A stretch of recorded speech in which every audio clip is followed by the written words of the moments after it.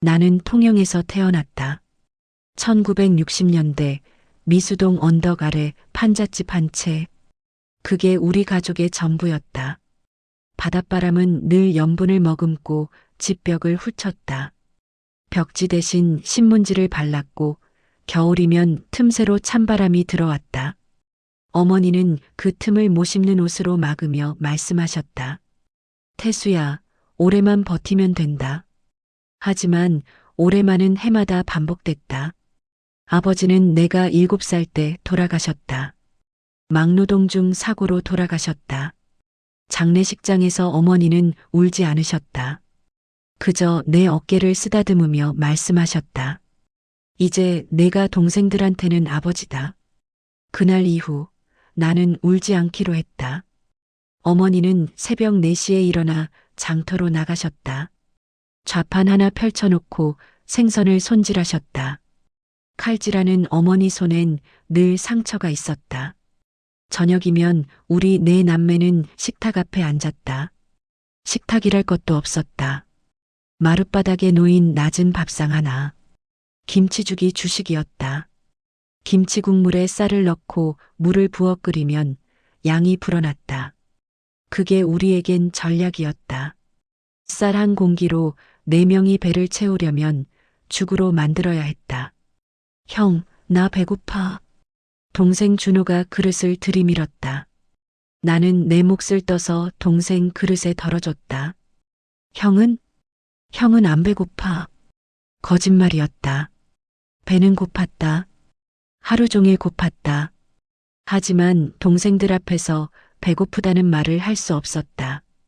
어머니는 그런 내 모습을 보며 눈시울을 붉히셨다. 태수야, 미안하다. 괜찮아요, 엄마. 나는 웃으며 대답했다. 그날 밤 이불 속에서 줄인 배를 움켜쥐고 잠들었다. 꿈속에서도 밥 냄새가 났다. 학교에선 전교 1등을 놓치지 않았다. 선생님이 말씀하셨다.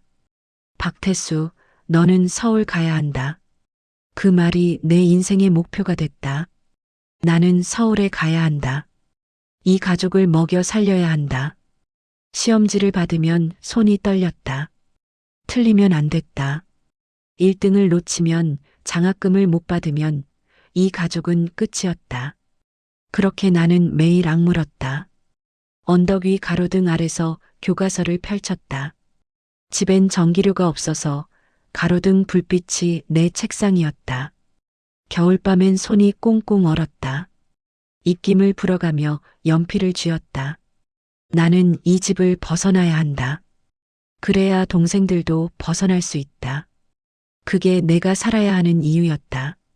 1978년 봄, 성균관 대학교 건축학과 합격 통지서가 집에 도착했다. 어머니는 그 종이를 부들부들 떨며 읽으셨다. 글을 몰라서 이웃집 아저씨에게 읽어달라 부탁하셨다. 합격입니다. 장학생입니다. 그 말에 어머니는 주저앉아 우셨다. 태수야, 우리 태수가 해냈구나. 나는 그날도 울지 않았다. 울면 안 됐다. 이제 시작이었으니까. 서울행 버스표를 쥔 날 어머니는 봉투 하나를 내 손에 쥐어주셨다. 이거 생활비다. 봉투 안에는 구겨진 10,000원짜리 지폐 몇 장이 들어있었다. 동네 사람들이 십시일반 모은 돈이었다. 태수 서울 간다며? 이거 보태. 우리 동네 인물 나왔다. 힘내라. 얼굴도 이름도 잘 모르는 사람들까지도 돈을 보태줬다. 어머니가 장터에서 몇 년간 아껴 모은 돈도 함께였다. 엄마, 이거 됐다. 가서 굶지만 마라. 어머니 손이 거칠었다. 생선 비늘과 칼에 베인 상처투성이었다. 나는 그 손을 꽉 쥐었다. 엄마, 나 꼭 성공할게요. 버스가 출발했다. 창밖으로 손 흔드는 어머니가 점점 작아졌다. 나는 고개를 돌려 앞만 봤다. 뒤를 보면 울 것 같았다. 서울은 차갑고 빨랐다. 사람들은 모두 바삐 걸었고 아무도 내게 관심이 없었다. 하숙집 방은 좁았다. 2평도 안 되는 공간에 책상과 이불이 전부였다. 벽은 얇아서 옆방 소리가 다 들렸다. 하지만 불평할 처지가 아니었다. 장학금으로 학비는 해결됐지만 생활비는 빠듯했다. 밥은 하루 2끼, 아침은 거르고 점심은 학식으로 때웠다. 저녁은 라면 반개. 배고플 때마다 어머니 얼굴이 떠올랐다. 나는 배부르다. 나는 행복하다. 스스로를 속이며 살았다. 대학 1학년 겨울방학. 집으로 돌아갈 차비가 없었다. 친구들은 하나둘 고향으로 떠났다. 태수야, 너는 안 내려가? 응, 나 알바해야 돼. 거짓말이었다. 알바도 없었다. 그냥 서울에 남아 도서관에서 책을 읽었다. 난방도 안 되는 하숙방보다 도서관이 따뜻했다. 크리스마스 이브. 공중전화 부스에서 집에 전화를 걸었다. 엄마, 나야. 태수야, 잘 지내냐? 밥은 먹고 다니고? 응, 엄마. 나 잘 지내. 걱정 마. 방학 때 안 내려와? 아, 나 과제가 좀 많아서. 다음에 갈게. 전화를 끊고 부스 안에 앉아 있었다. 밖에는 눈이 내렸다. 커플들이 웃으며 지나갔다. 나는 혼자였다. 2학년이 되자 동생 준호에게서 편지가 왔다. 형, 나도 대학 가고 싶어. 형처럼 서울 가고 싶어. 편지를 읽는 내 손이 떨렸다. 준호는 고등학교 2학년이었다. 성적은 괜찮았다. 노력하면 대학 갈 수 있었다. 하지만 돈이 문제였다. 나는 그날부터 아르바이트를 시작했다. 낮에는 학교, 밤에는 편의점. 새벽 2시까지 일하고 4시간 자고 다시 학교로 갔다. 졸음이 쏟아질 때마다 준호 얼굴을 떠올렸다. 조금만 더 버티자. 매달 5만 원씩 모아서 집으로 보냈다. 어머니에게는 장학금 더 받았어요 라고 말했다. 3학년 여름. 학과 MT에서 그녀를 만났다. 윤선이. 같은 과 동기였지만 제대로 대화한 건 처음이었다. 박태수 씨, 맥주 한잔 해요. 그녀는 웃으며 캔을 건넸다. 저 술 잘 못해요. 괜찮아요. 분위기만 맞춰요. 우리는 밤새 이야기했다. 그녀는 서울 토박이었다.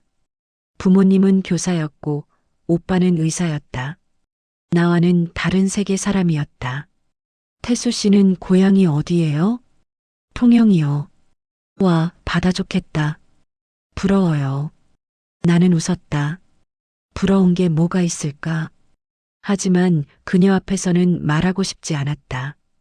가난한 집 이야기, 판잣집 이야기, 김치죽 이야기.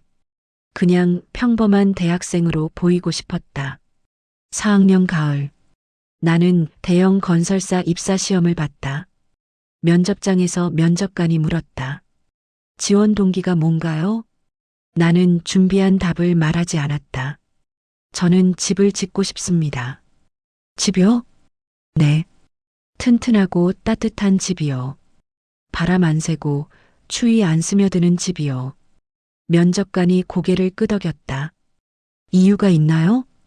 제가 자란 집이 그런 집이 아니었거든요. 솔직했다. 더 이상 숨기고 싶지 않았다. 합격 통보를 받은 날. 나는 공중전화로 어머니께 전화를 걸었다. 엄마, 나 취직했어. 전화기 너머로 어머니 목소리가 떨렸다. 그래, 우리 태수가. 어머니는 울었다. 나도 울었다. 오랜만이었다. 처음으로 나는 울어도 되는 사람이 됐다. 졸업식 날. 선이가 내게 말했다. 태수 씨, 우리 제대로 사귀어요. 네. 저 오빠 같은 사람 좋아해요. 묵묵하고 책임감 있는 사람. 나는 얼떨떨했다. 저 지금 형편이 어려워서요. 알아요. 괜찮아요. 그녀는 웃었다. 저 돈 많은 남자 안 좋아해요. 진짜 진국인 사람 좋아해요. 그 말에 마음이 무너졌다. 처음으로 누군가 나를 있는 그대로 봐줬다. 입사 후 첫 월급 봉투를 받았다. 손이 떨렸다. 봉투 안에는 45만 원이 들어 있었다. 나는 그중 30만 원을 집으로 보냈다. 준호 대학 학비를 위해서였다. 나머지 15만 원으로 한 달을 버텼다. 선희에게는 말하지 않았다. 데이트 비용도 아꼈다. 우리 공원 산책할까? 영화 안 봐요? 날씨가 너무 좋잖아. 거짓말이었다. 영화 티켓 살 돈이 없었다. 시간이 흘러 입사 5년 차 나는 대리가 됐다. 월급은 조금씩 올랐지만 집으로 보내는 돈도 함께 늘었다. 준호는 대학에 입학했고 영호도 고등학교 3학년이 됐다. 막내 여동생은 중학생이었다. 형, 고마워. 형 덕분에 대학 다녀. 준호의 전화를 받을 때마다 가슴이 벅찼다. 이게 내가 사는 이유였다. 30살 되던 해봄. 선희와 결혼했다. 식은 소박하게 치렀다. 신혼집은 전세. 보증금 3천만 원. 내 돈은 1천만 원밖에 없었다. 나머지는 선희 부모님이 보태주셨다. 태수야, 우리 딸 잘 부탁한다. 네, 아버님. 행복하게 해드리겠습니다. 고개를 깊이 숙였다. 빚진 기분이었다. 결혼 후 첫 월급날. 나는 통장을 2개로 나눴다. 하나는 생활비 통장. 하나는 집으로 보낼 돈. 선희에게는 말하지 않았다. 여보, 이번 달 생활비예요. 40만 원? 당신 월급 150만 원인데 회사에서 적금 들어요. 나중에 집 살 때 쓰려고. 또 거짓말이었다. 나머지 80만 원은 고향으로 갔다. 준호 생활비, 영호 학원비, 동생 교복값, 어머니 병원비도 보탰다. 결혼 6개월 차, 선희가 통장을 보고 말았다. 이게 뭐예요? 거실 테이블에 통장 내역서가 놓여 있었다. 당신 매달 80만 원씩 어디 보내요? 나는 아무 말도 못했다. 고향이요? 동생들한테요? 선희 목소리가 떨렸다. 여보, 태수 씨, 우리 결혼했잖아요. 이제 우리 가정이 먼저 아니에요? 미안해. 조금만 더 참아줘. 얼마나요? 1년? 2년? 준호 씨 졸업할 때까지요? 그럼 영호 씨는요? 동생은요? 선희가 울었다. 나도 아이 낳고 싶어요. 근데 우리 형편에 애 키울 수 있어요? 가슴이 무너졌다. 선희 말이 틀리지 않았다. 하지만 나는 멈출 수 없었다. 여보, 조금만 더.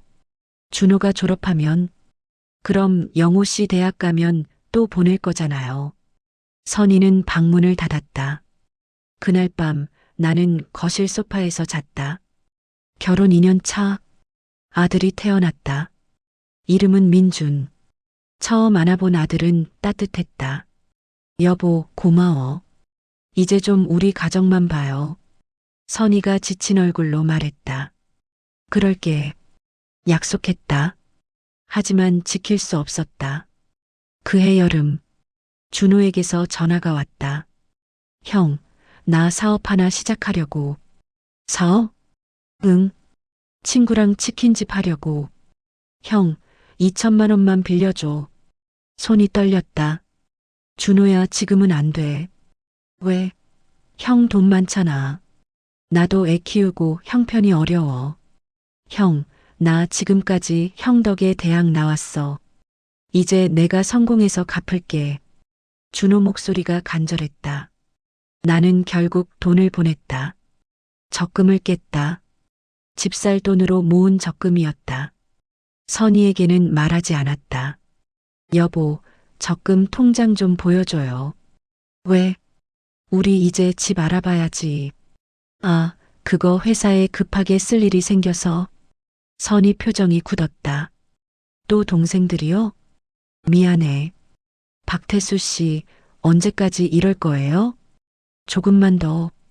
그 조금만 더가 몇 년째예요. 선희가 소리쳤다.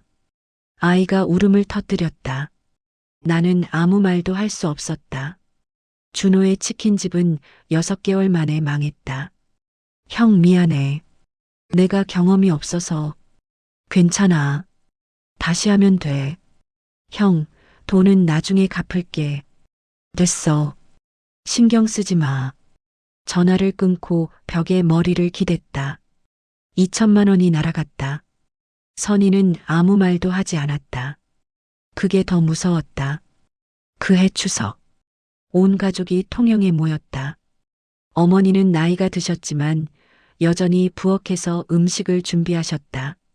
어머님, 제가 할게요. 선희가 부엌으로 들어갔다. 나는 마루에서 동생들과 앉아 있었다. 형, 요즘 어때? 회사 일은? 그냥저냥. 너희들은? 나는 그냥 알바하면서 지내지. 준호가 소주잔을 기울였다. 낮부터 술 냄새가 났다. 영호야, 너는? 형, 나 공무원 시험 준비 중이야. 그래, 잘 됐다. 근데 형, 학원비가 좀 부족해서. 또였다. 나는 한숨을 삼켰다. 얼마나 필요해? 50만 원만. 부엌에서 그릇 깨지는 소리가 났다. 선희가 서 있었다. 손에 든 접시가 바닥에 떨어진 참이었다. 죄송해요. 제가 실수했어요. 선희 목소리가 떨렸다. 어머니가 달려왔다. 괜찮니? 다친 데 없어? 네, 괜찮아요. 선희는 파편을 주우며 눈물을 참았다. 나는 그걸 봤다. 그날 밤 서울로 돌아오는 차 안. 선희는 한마디도 하지 않았다. 뒷자리에서 아들이 잠들었다. 여보, 말하지 마요. 미안해. 미안하다는 말도 지겹네요. 선희가 창밖을 봤다. 당신은 그 집 장남이지만 우리 아들 아빠이기도 해요. 알아. 모르는 것 같은데요. 선희가 고개를 돌렸다. 눈가가 붉었다. 당신, 우리 민준이 생일 알아요? 모르죠? 동생들 생일은 다 알면서 가슴이 찢어지는 것 같았다. 당신 월급 명세서 봤어요. 대리 월급이 그렇게 적지 않더라고요. 근데 우리 통장엔 왜 이것밖에 안 들어와요? 선희가 울었다. 나도 친정 부모님께 손 벌리고 싶지 않아요. 근데 당신이 이러니까 어쩔 수 없잖아요. 나는 운전대를 쥔 손에 힘을 줬다. 말을 할 수 없었다. 선희 말이 다 맞았으니까. 그날 이후로 집은 차가워졌다. 선희는 말을 줄였다. 나는 야근을 핑계로 늦게 들어갔다. 사실 야근이 아니었다. 회사 근처 찜질방에서 시간을 보냈다. 집에 가기가 무거웠다. 결혼 7년 차. 영우가 공무원 시험에 합격했다. 형, 나 붙었어. 그래, 축하한다. 형 덕분이야. 형이 학원비 대줘서. 전화를 끊고 웃었다. 기뻤다. 영우도 이제 자리를 잡았다. 이제 좀 숨통이 트일 것 같았다. 집에 돌아가서 선희에게 말했다. 여보, 영우가 공무원 됐대. 그래요. 선희는 설거지를 하며 대답했다. 등이 차갑게 느껴졌다. 이제 좀 나아질 거야. 그럴까요? 선희가 고개를 돌렸다. 막내 동생 대학 가면 또 뒷바라지 해야 하잖아요. 당신은 안 변해요. 평생 그렇게 살 거예요. 선희가 방으로 들어갔다. 문 닫히는 소리가 유난히 크게 들렸다. 나는 거실에 혼자 앉아 있었다. 텔레비전 소리만 공허하게 흘렀다. 그해 겨울, 아들 민준이가 물었다. 아빠, 우리는 왜 할머니 집에 안 가요? 응? 명절 때 가잖아. 친구들은 방학 때도 간대요. 우리는 왜 안 가요? 대답할 수 없었다. 갈 여유가 없었으니까. 그 돈이면 동생 학비를 보태야 했으니까. 아빠가 바빠서 그래. 아빠는 맨날 바빠. 민준이가 삐진 얼굴로 방으로 들어갔다. 선희가 설거지를 하다 말고 나를 봤다. 들었죠? 응. 아들이 아빠 얼굴 보는 게 일주일에 몇 번인지 알아요? 목이 메었다. 여보, 나도. 당신 잘못이라는 게 아니에요. 선이가 한숨을 쉬었다. 그냥 힘들어요. 우리 가족이 뒷전인 게. 미안해. 미안하다고 달라지지 않잖아요. 선이는 더 이상 말하지 않았다. 그날 밤도 나는 소파에서 잤다. 이혼까지는 아니었지만 우리 사이의 거리는 점점 멀어지고 있었다. 15년이 흘렀다. 나는 회사 부장이 됐다. 월급은 과장 때보다 2배 올랐지만 행복하지 않았다. 선희와의 대화는 줄었고 아들 민준이는 고등학생이 됐다. 아빠, 나 학원비 필요해. 그래, 알았어. 그게 우리가 나누는 대화의 전부였다. 동생들은 각자 가정을 꾸렸다. 준호는 재혼해서 아이가 하나 더 생겼고 영호는 공무원으로 안정적인 삶을 살았다. 막내 동생은 결혼해서 부산에 살았다. 이제 더 이상 내가 책임질 일은 없어 보였다. 그해 추석. 온 가족이 통영 어머니 집에 모였다. 어머니는 80이 넘으셨지만 여전히 부엌을 지키셨다.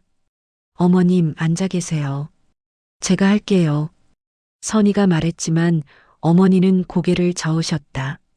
괜찮다. 내가 할게. 거실에는 동생들이 모여 앉아 있었다. 준호는 벌써 소주를 마시고 있었다. 형, 오랜만이야. 그래, 잘 지냈어? 뭐 그럭저럭? 준호 얼굴이 붉었다. 술을 많이 마신 것 같았다. 영우가 옆에서 말했다. 형, 요즘 회사 어때? 부장 됐다며? 응, 그냥 바쁘지 뭐. 부장이면 돈 많이 벌겠네. 영우가 웃었지만 그 웃음이 편하지 않았다. 저녁 식사가 시작됐다. 어머니가 준비한 음식들이 상에 올랐다. 자, 다들 많이 먹어라. 엄마, 수고하셨어요. 모두 젓가락을 들었다. 처음엔 조용했다. 그러다 준호가 소주잔을 들며 말했다. 형, 한 잔해. 응. 잔을 받았다. 형도 이제 부장이고 우리도 다 나이 들었네. 그러게. 근데 형, 준호가 잔을 내려놓았다. 우리 형제들 사이가 왜 이렇게 됐을까? 분위기가 어색해졌다. 무슨 소리야? 우리 사이 좋잖아. 좋아. 준호가 비웃었다. 형은 언제 우리한테 연락했어? 돈 보낼 때 말고. 준호야. 아니, 진짜 궁금해서 그래.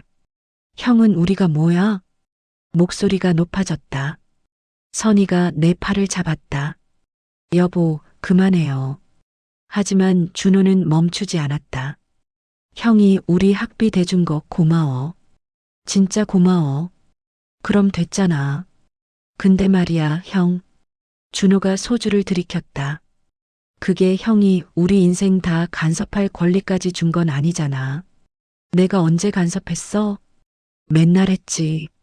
공부해라, 사람답게 살아라, 술 좀 그만 마셔라. 준호가 손가락으로 나를 가리켰다.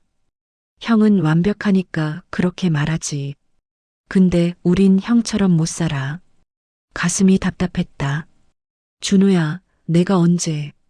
형은 몰라. 영우가 끼어들었다. 형은 우리한테 늘 부담이었어. 뭐? 형이 도와주는 게 고마우면서도 부담스러웠어. 영우가 젓가락을 내려놓았다. 형 앞에서는 숨이 막혀. 항상 형이 날 도와줬는데 난 이 모양이야 하는 생각이 들거든. 말문이 막혔다. 영호야, 나는 그런 생각으로. 알아. 형은 그런 의도 없었겠지. 영호가 한숨을 쉬었다. 근데 받는 입장에서는 그랬어. 형의 그늘이 너무 컸어. 어머니가 손을 들었다. 얘들아, 그만해라. 명절인데. 엄마, 이거 언젠간 해야 할 얘기예요. 준호가 다시 소주를 따랐다. 형, 솔직히 말할게. 나 사업 망하고 이혼했을 때 형한테 전화했잖아. 응? 근데 형이 뭐라 했는지 기억해? 기억이 안 났다. 내가 말했지. 사업은 신중하게 하라고. 술 좀 끊으라고. 그렇게 말했어. 준호 목소리가 떨렸다. 그때 나 정말 죽고 싶었어. 형한테 위로만 받고 싶었는데 형은 나한테 잔소리했어. 숨이 막혔다. 준호야 미안해. 나는 그냥. 형은 항상 그래. 옳은 말만 해. 준호가 웃었다. 근데 옳은 말이 위로는 안 돼. 테이블 위가 얼어붙었다. 선이가 조용히 말했다. 준호 씨, 오빠도 힘들었어요. 형수, 형이 힘든 건 알아요. 준호가 고개를 저었다. 근데 우리도 힘들었어요. 그것도 좀 알아줬으면 좋겠어요. 다음 날 아침, 동생들은 먼저 떠났다. 형, 먼저 갈게.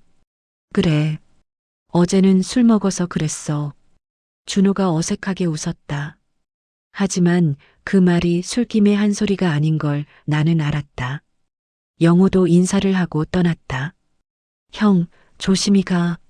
너도. 형 미안해. 괜찮아. 괜찮지 않았다. 가슴 한구석이 무너져 내렸다. 서울로 돌아오는 차 안. 선이가 말했다. 당신 잘못 아니에요. 당신은 최선을 다했어요. 근데 왜 이렇게 됐을까? 사람 관계가 다 그래요. 가족이라고 다르지 않아요. 선이가 내 손을 잡았다. 이제라도 조금씩 풀어가면 돼요. 하지만 나는 알았다. 어떤 관계는 한번 금이 가면 다시 붙여도 금이 간 흔적은 남는다는 걸. 그날 이후로 동생들과 연락이 뜸해졌다. 명절에도 핑계를 대고 만나지 않았다. 형, 나 이번 추석은 처가 가야 해서. 그래, 알았어. 전화를 끊고 창밖을 봤다. 비가 내렸다. 50대가 됐다. 부장으로 승진한 지 5년. 회사에서는 인정받았고 후배들은 나를 존경했다. 부장님, 이 프로젝트 어떻게 처리하면 될까요? 프로젝트 회의 때마다 후배들이 내 조언을 구했다.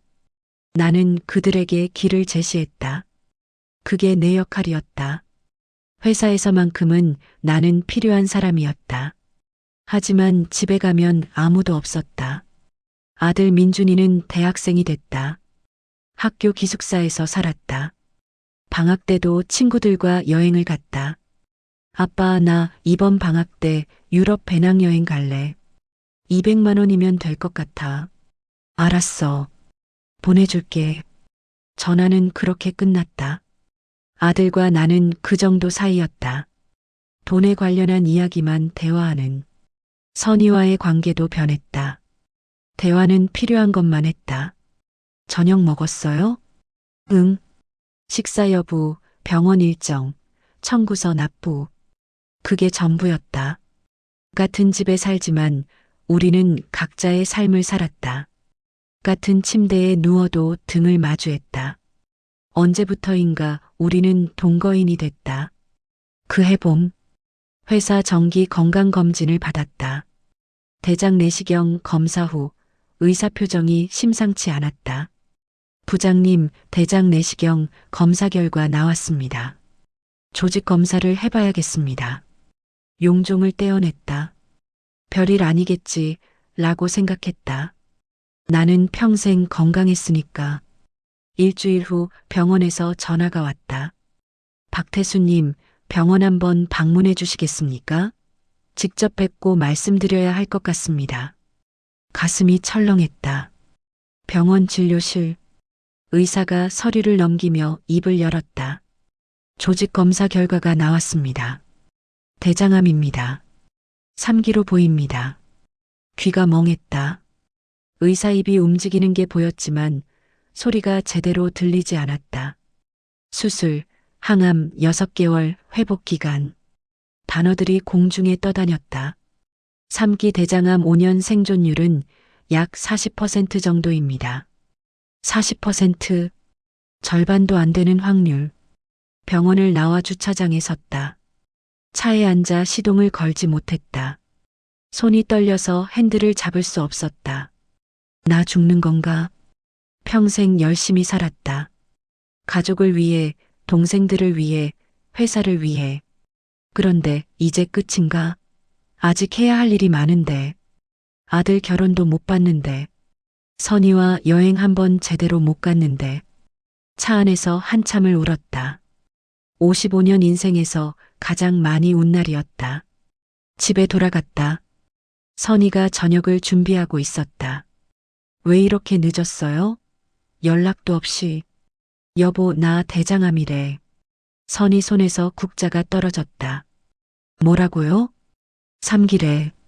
수술하고 항암 치료해야 한대. 선이가 다가와 내 손을 잡았다. 농담이라고, 거짓말이라고 되물었다.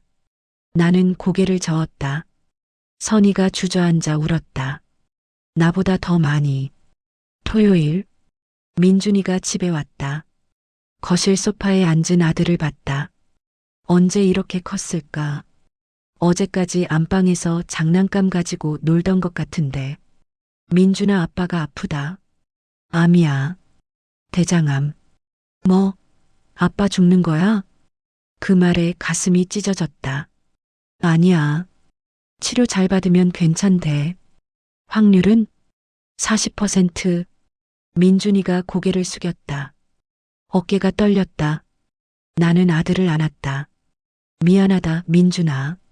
아빠가 너랑 많이 놀아주지 못했지.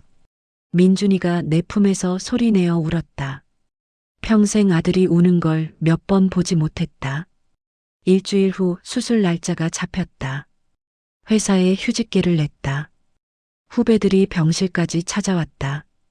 부장님, 꼭 이기고 돌아오세요. 고마웠다. 회사 사람들이 가족보다 더 가까운 것 같아서 슬펐다. 수술 전날 밤, 선이가 병실 침대 옆에 앉아 있었다. 여보, 미안해. 평생 우리 가정 뒷전으로 한 거. 선이가 고개를 저었다. 이제 와서 그게 무슨 소용이에요. 당신은 최선을 다했어요. 그녀가 내 손을 잡았다. 이제 좀 쉬어요. 당신을 위해 살아요. 제발 살아야 해요. 약속할게. 수술은 6시간 걸렸다. 눈을 떴을 때 천장이 보였다. 온몸이 아팠다. 여보, 깨어났어요? 선이가 곁에 있었다. 수술 잘 끝났어요. 이제 회복만 하면 돼요. 나는 고개를 끄덕였다. 하지만 알았다. 진짜 싸움은 이제부터라는 걸. 퇴원 후 일주일. 침대에 누워 천장을 보며 생각했다. 내가 죽으면 어떻게 되는 거지?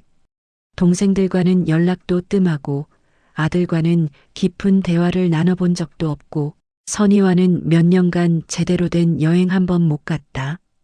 이대로 끝나는 건가? 나 제대로 산 건가? 대답이 나오지 않았다. 그날 밤 결심했다. 통영에 가야겠다. 동생들을 만나야겠다. 죽기 전에, 아니 살기 위해서라도 한 번은 제대로 이야기를 나눠야겠다. 더 이상 미룰 수 없었다. 인생의 끝이 보이니 비로소 무엇이 중요한지 보였다. 퇴원 후 한 달이 지났다. 항암 치료는 다음 달부터 시작 예정이었다. 그 전에 가야 했다. 통영으로. 선이에게 말했다. 통영에 다녀오겠다고. 동생들을 만나야겠다고. 선이는 수술한 지 얼마 안 됐다며 걱정했지만 내 얼굴을 보더니 말리지 않았다. 조심하라는 말만 남겼다. 고속버스에 몸을 실었다. 서울에서 통영까지 4시간. 창밖으로 풍경이 지나갔다. 도시가 사라지고 산이 나타났다. 터널을 지나고 바다가 보였다. 가슴이 두근거렸다. 통영 시외버스 터미널에 내렸다. 바닷바람이 얼굴을 스쳤다. 익숙한 냄새였다. 염분과 생선 냄새가 섞인. 어렸을 때 매일 맡던 그 냄새. 미수동으로 가는 버스를 탔다. 좁은 골목길을 지나 언덕을 올랐다. 버스에서 내려 걸었다. 언덕은 그대로였다.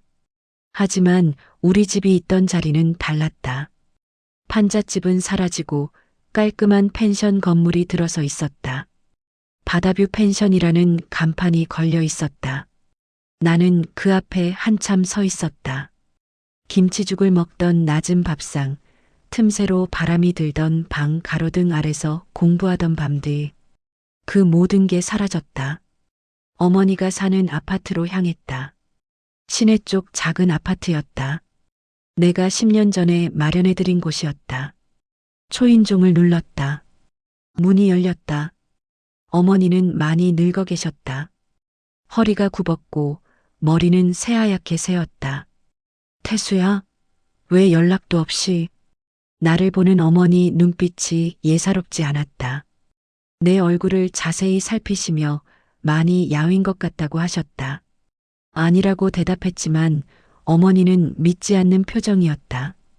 그날 저녁, 어머니는 동생들에게 전화를 돌렸다. 준호에게, 영호에게, 막내에게. 오랜만에 다 같이 밥 먹자고 했다. 형이 통영에 왔다고. 다들 의아해했지만 거절하는 사람은 없었다. 어머니 집에서 하룻밤을 묵었다. 좁은 방이었지만 포근했다. 어렸을 때 자던 이불 냄새가 났다. 어머니는 밤새 부엌에서 뭔가를 준비하셨다. 시켜 먹으면 된다고 말렸지만 어머니는 직접 해주고 싶다고 하셨다. 새벽까지 불이 켜진 부엌을 보며 잠이 들었다. 주말이 됐다.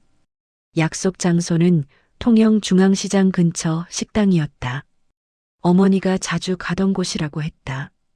하나둘씩 동생들이 도착했다. 준호가 먼저 왔다. 얼굴이 많이 부었다. 여전히 술을 하는 것 같았다. 어색한 악수를 나눴다. 영우가 들어왔다. 말쑥한 와이셔츠 차림이었다. 공무원답게 단정했다. 막내도 남편과 함께 왔다. 온 가족이 한자리에 모였다. 몇 년 만인지 기억도 안 났다. 해시태그 7장. 형제의 식탁. 식당 한켠 오랜만에 모인 네 남매. 처음엔 웃음이 났다. 어색하지만 그래도 가족이었다. 나는 잔을 들며 말했다. 이렇게 다 모인 게 몇 년 만이냐? 준호가 웃으며 막걸리를 따랐다. 형이 부장님 돼서 바빠졌잖아. 우리 만날 시간이나 있나? 분위기가 풀리는 것 같았다.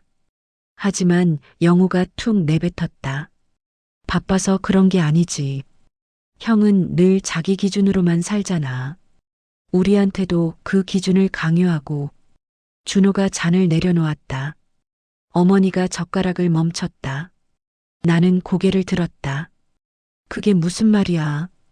형은 늘 공부해라, 사람답게 살아라 했지만 우린 형처럼 살 수 없었어. 우린 그냥 버텼을 뿐이야. 순간 식탁의 공기가 싸늘하게 얼어붙었다. 나 사업 망하고 이혼했을 때 형한테 전화했잖아. 그때 형이 뭐라 했는지 기억해? 나는 기억이 안 났다. 내가 말했지. 사업은 신중하게 하라고. 술 좀 끊으라고. 그렇게 말했어. 준호가 울먹였다. 그때 나 정말 죽고 싶었어. 형한테 그냥 위로를 받고 싶었는데 형은 나한테 잔소리했어. 가슴이 무너졌다. 형은 항상 옳은 말만 해. 근데 옳은 말이 위로는 안 돼. 가슴이 답답했다. 나는 잔을 내려놓으며 말했다. 그게 형한테 할 소리냐? 너희들 학비 보내주려고 나는 하루에 한 끼만 먹었어. 회사 야간 당직 서면서 너희들 학비 낸 거야. 목소리가 떨렸다. 준호가 소리쳤다. 그럼 왜 나 대학교 때 보내주던 학비 중간에 끊었어? 형이 이제 알아서 해라 문자 보낸 거 기억. 그때 나 진짜 죽고 싶었어. 그 말에 숨이 막혔다. 준호야, 그때 회사가 부도났어. 목소리가 갈라졌다. 월급도 못 받고 형수랑 전세 보증금까지 날렸어. 너한테 그 말이 너무 창피해서 못했어. 준호가 멈췄다. 나는 계속했다. 그런데 넌 술 마시며 형 욕했고 영우 넌 나한테 전화 한 통 없었지. 영우가 고개를 숙였다. 내 목소리가 떨리기 시작했다. 나 대장암 3기야, 이놈들아. 모두 멈췄다. 식당 안에 시간 얼어붙은 듯 했다. 준호가 젓가락을 놓았다. 영우가 나를 봤다. 막내가 입을 가렸다. 내 눈이 충혈되어 있었다. 나 이제 얼마 못 산대. 의사가 그러더라. 5년 생존율 40%. 어머니가 내 손을 잡았다. 떨리는 손으로. 그래도 죽기 전에, 아니, 그래도 한 번은 같이 밥 먹고 싶었다. 준호가 입술을 떨며 말했다. 형 왜 이제 말해? 말해 뭐하냐? 나는 웃었다. 쓴웃음이었다. 넌 원망했고 나는 후회했고 그게 우리 가족이었지. 영우가 눈물을 닦았다. 그래도 나는 너희 다 사랑했다. 목이 메었다. 그게 내 죄고 내 자존심이었어. 준호가 술잔을 들이켰다. 눈물이 흘러내렸다. 형 미안해. 진짜 미안해. 됐어. 아니야. 안 돼. 마이너스 마이너스 마이너스. 영우가 입을 열었다. 형 나도 미안해. 영우가 젓가락을 내려놓았다. 공무원 시험 준비할 때 형이 학원비 보내줬잖아. 그때 형수가 얼마나 힘들었을지 생각도 안 했어. 괜찮아. 안 괜찮아. 형은 우리 아버지였어. 근데 우린 형을 그냥 ATM처럼 생각했던 것 같아. 당연하게 필요한 돈을 척척 대주는. 영우가 눈물을 흘렸다. 막내가 울면서 말했다. 오빠 나도 미안해. 나 결혼할 때 오빠가 축의금 500만 원 줬잖아. 그게 얼마나 큰 돈인지도 모르고 당연하게 받았어. 아니야.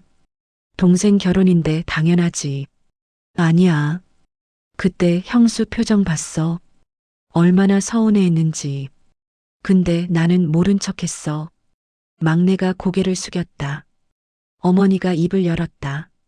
어머니 목소리가 떨렸다. 엄마가 미안하다. 내 아버지 일찍 돌아가시고 엄마가 너한테 너무 기댔어. 엄마, 넌 형으로만 살았지.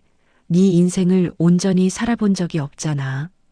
그게 다 엄마 탓이다. 어머니가 눈물을 닦았다. 준호야, 영호야, 너희들도 들어라. 동생들이 고개를 들었다.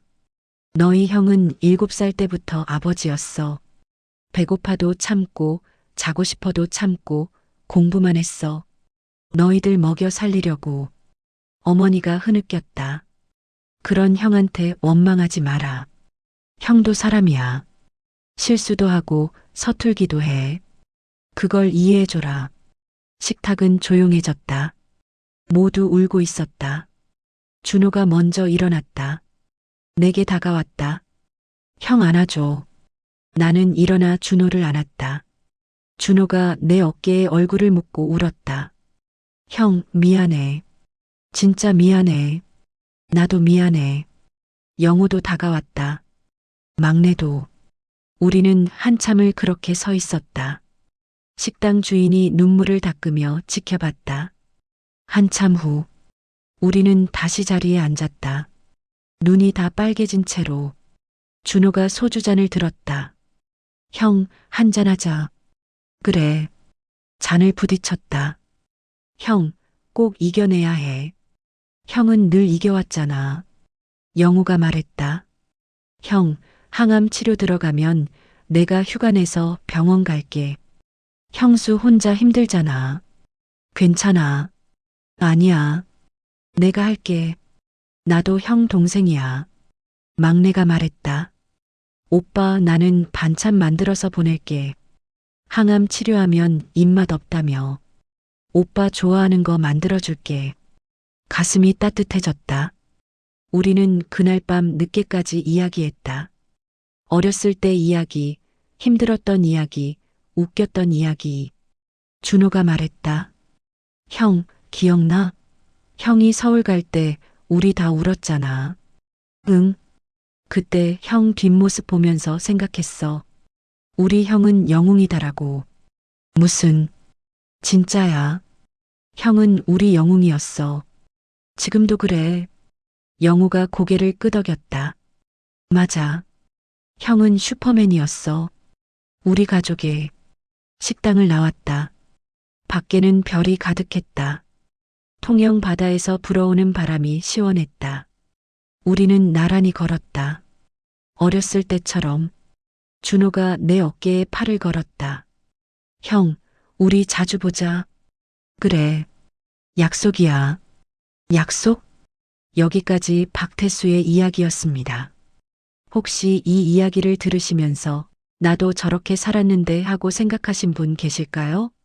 가족을 위해 희생했지만 제대로 고맙다는 말 한마디 듣지 못한 채 상처만 쌓여간 시간들. 태수의 이야기는 우리에게 말합니다. 늦었다고 생각할 때가 가장 빠른 때라고. 아직 늦지 않았다고. 미안하다는 말, 고맙다는 말, 사랑한다는 말. 오늘 할 수 있다면 오늘 하라고. 우리 인생은 완벽할 수 없습니다. 실수도 했고, 후회도 남았고, 서운함도 있을 겁니다. 하지만 그게 우리가 살아온 증거입니다. 최선을 다한 흔적입니다. 댓글로 여러분의 이야기도 들려주세요. 나도 이런 경험이 있었는데, 우리 집도 그랬어요. 여러분의 이야기 하나하나가 누군가에게는 큰 위로가 됩니다. 혼자가 아니라는 걸 느낄 수 있으니까요. 이 이야기가 여러분의 마음에 작은 울림이 되었다면 구독과 좋아요로 응원해주세요. 더 많은 어르신들께 이런 따뜻한 이야기를 전하고 싶습니다. 다음에도 좋은 이야기로 찾아뵙겠습니다. 건강 잘 챙기시고 오늘 하루도 고맙습니다.